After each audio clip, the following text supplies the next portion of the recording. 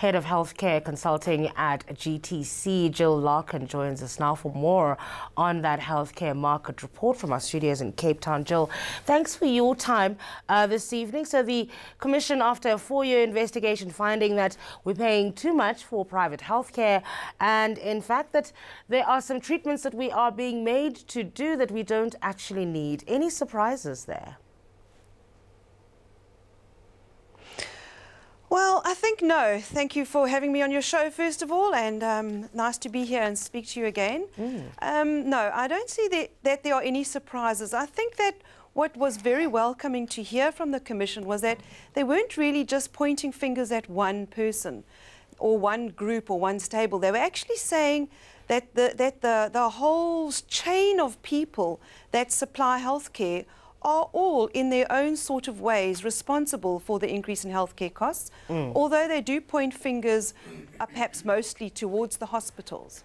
And let's talk a little bit about that. They talked about the concentration in the market, the big three being rather dominant, and they've made some suggestions on how that can be dealt with.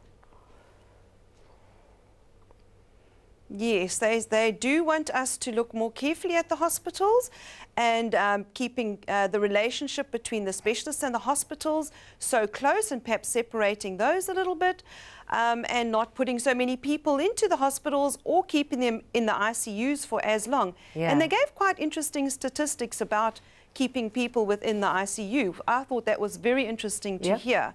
About how they could cut costs for the medical aids that way. And let's talk a little bit about that, because that, as you say, has an impact on what we end up paying on the medical aid side, and particularly when people go into hospital for things that could have been dealt with at primary health care.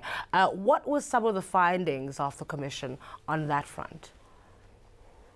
Well, Sorry, Siki. They definitely said that they had explored and found some unexplained factors where costs came in, and most of those came in hospital procedures.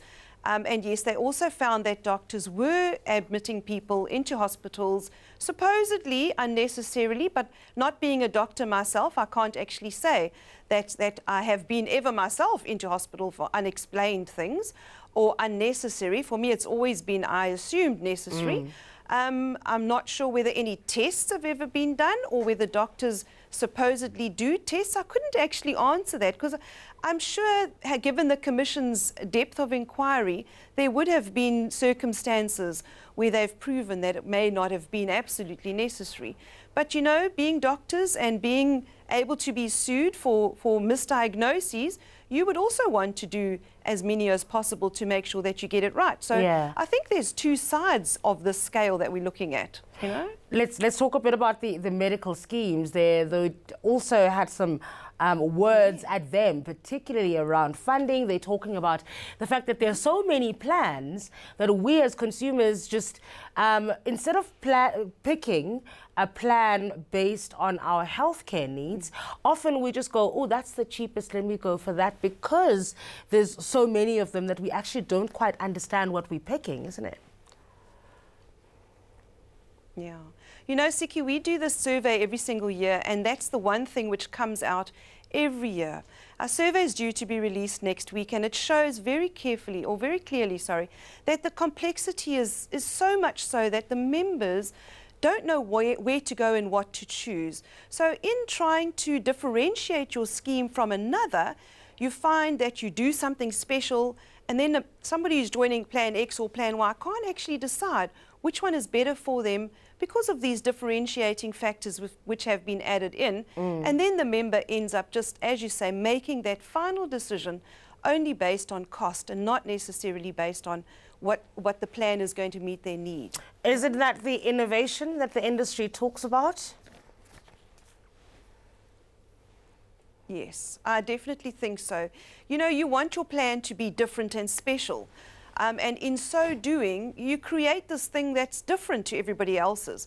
And then you don't really know where to put it into a plan to compare. Does it fit in the saver range? Does it fit in the hospital-only range? Which one am I comparing it with? Because this one looks like it's cheaper, but I don't actually understand all the things that I'm not getting in my plan if I go with Plan X instead of Plan Y. And that's where members very often, without the use of a professional healthcare advisor, get it wrong. Very quickly, did the Commission come up with some recommendations on what happens from here? Gosh, you know what? The Commission came up with so many recommendations.